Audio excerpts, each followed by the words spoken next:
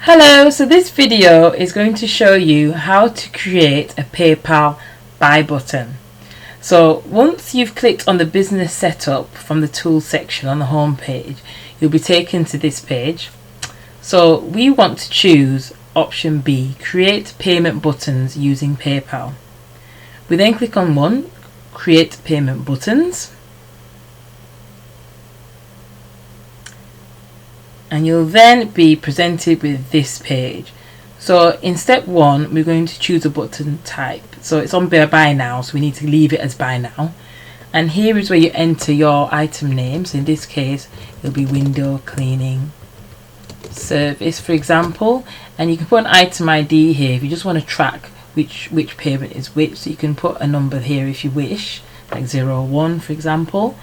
And here where we've got price, we don't want to put a price in here because we want the customer to be able to enter their own price, because obviously depending on the service and the type, what they've actually opted for, the price will differ, and that price has obviously been agreed upon between you and your customer. So we don't want to have a one for £10, one for £20. We want the user to be able to enter in the price. So we got to make sure they enter 0 in here, because that will prompt PayPal to allow the customer to enter the value they wish to pay. So in the customize button section, we can ignore that part. Postage, we can obviously ignore that. And here in merchant account IDs, you need to select use my secure merchant account ID. And step 2 we can ignore. And step 3, we want to customize advanced feature. This is optional, but it's actually quite nice just to check what's here. So do you want to let your customers change order quantities? No, because that's not relevant in this case. Can your customer add special instructions? Yes, we can leave that on. And do you need your customer's postal address? I would leave this as yes by default.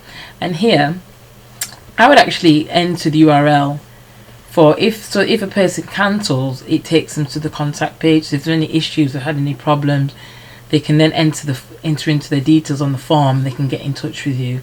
Surely there won't be anything, but there might be a reason why they've actually cancelled at that time. And the other option is take the customers to this URL when they finish the checkout.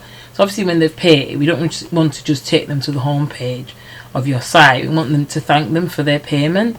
So I've actually created a page called tgservicescams.co.uk is thank you /thank you -payment. And what that will do, it just take them to a page that says thank you very much for your payment. You're receiving an email shortly with confirmation of what you've paid. And then at that point is where we create button.